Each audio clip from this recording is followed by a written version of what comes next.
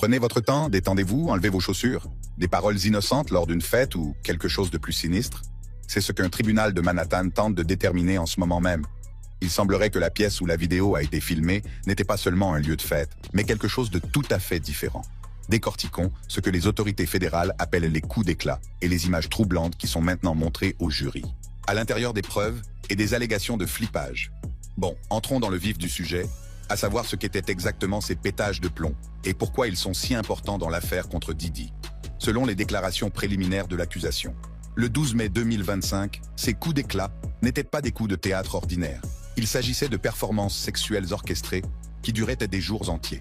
L'assistante du procureur Emily Johnson n'a pas mâché ses mots au tribunal lorsqu'elle a déclaré « Vous verrez des vidéos de certains des freak-offs, des vidéos que l'accusé a utilisées pour faire chanter Cassie et Jane.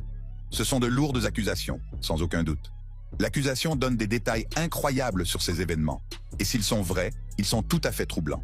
Ils affirment qu'il ne s'agissait pas de simples rencontres au hasard, mais d'affaires très élaborées, tenues dans des chambres d'hôtel spécialement aménagées à cet effet, approvisionnées en drogues telles que la kétamine, l'huile pour bébé et les lubrifiants. Les chambres étaient prétendument éclairées pour filmer, comme un studio de production, créant un environnement où les participants étaient exhibés pour le divertissement de Diddy, et, selon les procureurs, pour qu'ils puissent faire chanter les gens.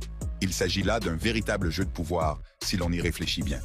Selon les documents du tribunal, ces pétages de plomb ont impliqué de nombreux travailleurs du sexe et individus qui, selon les procureurs, ont été contraints de participer à l'opération. L'accusation affirme que les participants étaient souvent sous l'emprise de la pilule X, plus précisément de l'ecstasy, qui leur aurait été administrée pour les rendre plus dociles et leur faire des choses qu'ils ne feraient pas en temps normal. Pour reprendre les termes du procureur lors des déclarations préliminaires, les victimes ont été amenées à se donner en spectacle, sous l'effet de l'ecstasy, tout en faisant semblant de s'amuser. Il s'agit là d'un signal d'alarme majeur, si l'on s'en tient au chiffre 100. Mais qu'est-ce qui, dans cette salle de rituel, a fait parler tout le monde? C'est là que les choses deviennent vraiment intéressantes. L'expression « salle de rituel » ne figure pas dans les documents officiels du procès, ni dans les articles de presse concernant l'affaire.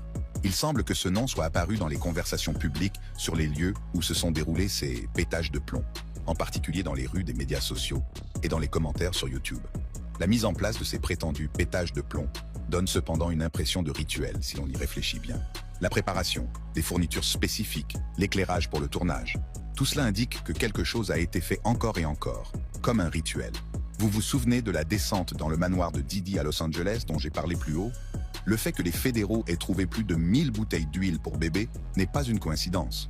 Cela suggère une préparation sérieuse et une répétition qui pourrait définitivement être considérée comme un rituel. Qui a besoin